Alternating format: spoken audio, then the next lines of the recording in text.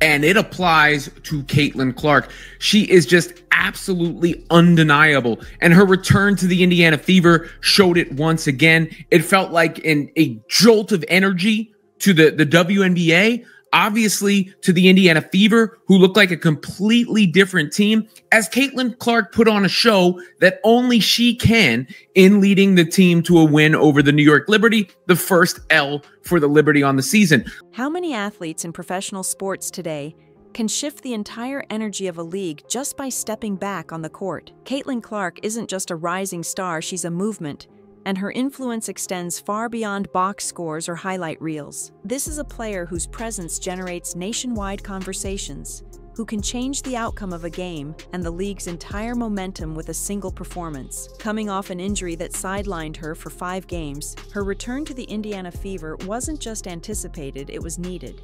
And when she finally stepped back on the floor, she didn't just play, she electrified. It was a statement. How many NBA players are more famous than Caitlin Clark? LeBron, Steph, absolutely. Maybe Durant. That's what I wrote down. KD, maybe. Outside of LeBron and Steph, she is the most well-known basketball player currently playing in the United States. Yes. And I don't think that's close. I think I might have said this to you last year, that I thought the most famous basketball player under 30 was Caitlin Clark. One that echoed louder than anything the league had experienced in recent years. Clark dropped 32 points, pulled down 8 rebounds, dished out 9 assists, blocked shots, and effortlessly drained logo range 3-pointers like they were layups. Her performance was historic, statistically rare, and emotionally undeniable. The game had rhythm, fire, and excitement. Her teammates rose to the occasion. The crowd fed off her energy. The Liberty, who had been undefeated, couldn't keep up.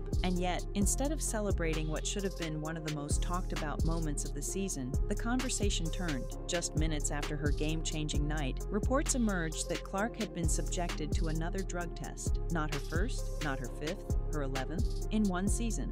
I have to say, I saw the same type of energy from Caitlin Clark that I have been seeing from her, or actually maybe just from the last game, but I saw her definitely having in the last game, and that was kind of a little deflated, kind of under baseline energy levels. She wasn't like really talking to anybody on the court. She wasn't showing much emotion, and this is, you know, that is where Caitlin Clark shows all of her emotion. That's not just irregular, it's suspicious. While most players are tested 3 times a season, maybe once more in the offseason, Clark had already been pulled for testing almost 4 times that amount. It wasn't parody, it wasn't satire, it was real. Fans were stunned, commentators couldn't believe it, memes flooded the internet, and while some took a lighthearted tone, the underlying message wasn't lost. Why is the league seemingly treating its most valuable player like a threat instead of an asset? The outcry wasn't about the protocol itself. Testing is part of professional sports. It ensures fairness. But fairness only exists when procedures are evenly applied. 11 tests for one player? That isn't a system working as intended. Clark had 25 in the first half, not missing a beat. Finger roll there. Catch, shoot, 3. 7 made threes for Clark. Part of a 19-0 run as they go on to win 102-88, handing New York its first loss of the season. Clark with 32 points, 8 rebounds, 9 assists, and 2 blocks. That's just the 3rd game in WNBA history with those numbers. Welcome back, Caitlin Clark. That feels like targeting, and when targeting follows dominance, it undermines everything that makes sports inspiring. Caitlin Clark isn't just playing well, she's redefining the ceiling. Her game isn't a fluke, it's consistent excellence. Deep threes, no-look passes, tempo control, court vision. This is who she is. This is what she does. From college to the pros, she's been delivering. So why, after proving herself repeatedly, is she being treated as if her greatness needs to be explained away? The WNBA had a moment, a chance to promote a comeback, to boost visibility, to rally behind a star, but instead, they doubled down on skepticism. And it's not just about Clark anymore. That aren't as good, and obviously it's frustrating. You want them to go in, and even tonight I felt like there was a few that felt really good off my hand and it just didn't go down, and even the mid-range jump shot to start the fourth quarter and the three to start the fourth quarter, like they both felt good off my hand. So it's just like, it's just frustrating. It's about what that reaction represents. There's a message being sent to young players and fans watching closely that if you shine too brightly, you'll be pulled aside. That if you reach too high, someone may question whether you earned it. It flips the entire idea of competition. And in doing so, it plants doubt in the very soil where inspiration is supposed to grow. What makes this more frustrating is Clark's response. She hasn't complained. She hasn't made a scene. She's taken every test, returned every time, and continued to play at an elite level. No outbursts, no drama, just performance after performance. Now, that energy from Caitlin Clark is very different. It feels like everybody on this team, like, I don't know, Dewana Bonner has been in her head. I think that it's showing that Caitlin Clark is in her head, and she's 23 years old and she has the weight of the success of the WNBA on her shoulders. And, the Connecticut Sun game was very intense, so we can't assume that it didn't exactly have an effect on her. That kind of professionalism should be honored, not examined under a microscope. Fans have noticed. They're not just upset for her, they're angry on principle. Social media exploded with disbelief. Some joked that she must be tested because she's too good. Others pointed out that it's not Clark who needs testing. It's the judgment of those running the league. And they're not wrong. While Clark is being dragged through repetitive testing, others skate by unnoticed, even when delivering far less. Her excellence is being met with suspicion, while mediocrity is left untouched. That's a dangerous precedent. The mainstream media lies about the WNBA like they lie about everything else. And if you don't lie about the dump, if you tell the truth about pretend basketball, the diva of Dump Divas, Kat Engelbert, refuses to let you cover the league, which is actually a blessing, because those who cover the WNBA, they're constantly having to deal with players asking to borrow pesos. Because in sports, greatness should be the goal, not the red flag. The league has spent years asking for visibility, for headlines, for attention. Now, they have it. And in the moment they should be building her up, they're letting red tape overshadow her impact. Every time she puts on a show, the follow-up isn't praise, it's paperwork. She's doing everything right. She's winning, leading, inspiring. And the league is treating that like a liability. That's not just a missed opportunity, it's a branding failure. When your best asset becomes a controversy, something's broken at the core. And yet, Clark remains focused. No matter how many times she's asked to give another sample, she returns to the court and delivers, with calm, with grace, with the same level of passion that drew millions of new eyes to the WNBA this season. So the Indiana Fever go down to the Aces, and I got to say, I am not liking what I'm seeing. But how much more can she take? There's a growing concern among fans and analysts alike that the league's obsession with control is replacing celebration, that rather than embrace a once-in-a-generation talent, they're mishandling her moment. It's creating friction not just between Clark and the system, but between the league and its audience. You don't grow a sport by stifling its stars. When Clark dropped 32 and changed the energy of the season, that should have been the front page, every major outlet, every post, every headline. Instead, the buzz centered on testing procedures, on whether her success could be trusted. That's how the league fumbled a feel-good story, and the consequences are already rippling out. But there is definitely something going on. I know she's also been coughing a lot, like for a while actually.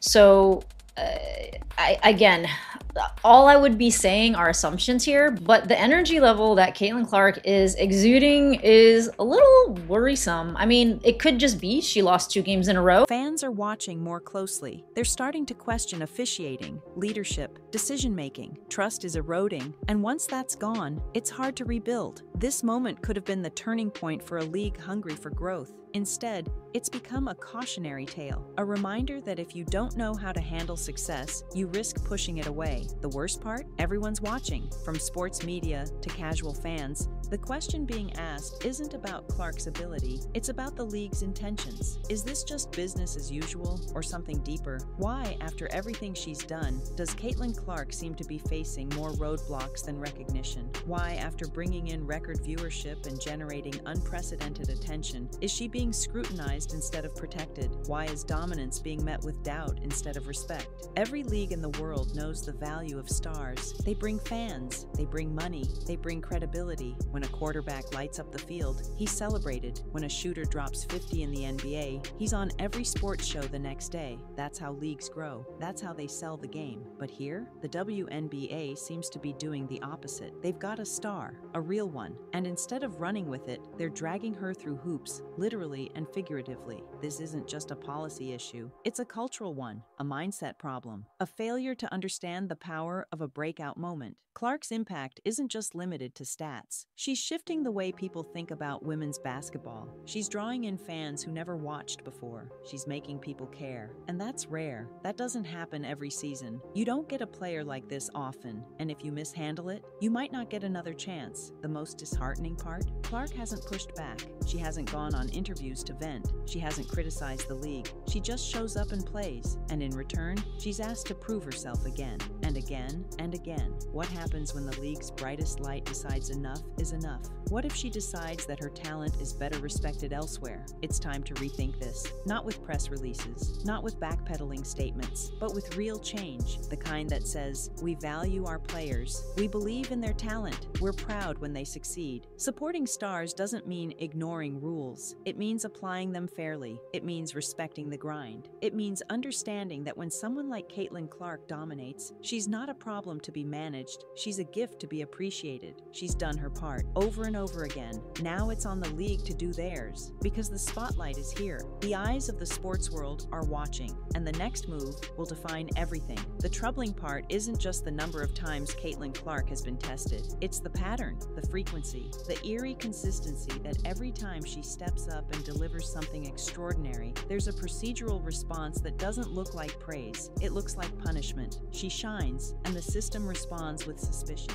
That's not regulation. That's discouragement wrapped in official language. This isn't what sports are supposed to be about. Greatness isn't supposed to trigger red flags. It's supposed to inspire. Clark represents that inspiration, what it means to overcome injury, to return stronger, to carry a team on her back. She brought fans back to the league. She brought excitement, energy, conversation. But instead of celebrating those gifts, the league seems unsure of how to handle her dominance. And it shows. Fans notice. They always do. When you tune into a game and see a star performer deliver magic on the court, your first thought shouldn't be, I wonder if she's going to get tested again tonight. But now, that's exactly where the conversation goes. Not because Clark did anything wrong, but because the league set that tone. This isn't just a misstep, it's a trust issue. And trust, once lost, is hard to earn back. Supporters of the WNBA have waited years for a player like this. Someone who doesn't just play the game well, but who moves the cultural needle, who opens doors, who makes people care. And now that the league has that player, the system seems to be challenging her at every turn. Whether it's intentional or just tone-deaf policy enforcement, the result is the same. A disconnect between what the fans want and what the league is doing. Instead of highlighting her return and praising the way she completely altered the momentum of the season, the storyline turned into bureaucracy, and that has consequences far beyond Clark. Because what players see, what fans see, is that dominance may come with a cost. That if you perform too well, you'll be treated as a potential liability, not an asset. That message doesn't just affect Caitlin Clark. It echoes across locker rooms, across aspiring players watching from home, across coaches trying to push their athletes to the next level. What's the incentive to excel if excellence only draws more scrutiny? No one's asking for favoritism, but fair treatment isn't favoritism. It's the bare minimum. And right now, it looks like the league has crossed a line from due diligence into something that feels personal, something that feels like control. And that leads to another question. Why? Why is a player who's done nothing but elevate the league being dragged into the same post-game controversy over and over again? What's the end game? Because if the intent is to ensure fairness, it's failing. All this has done is create a perception of bias. And in sports, perception is everything. You want fans to believe in the product, that what they're watching is authentic,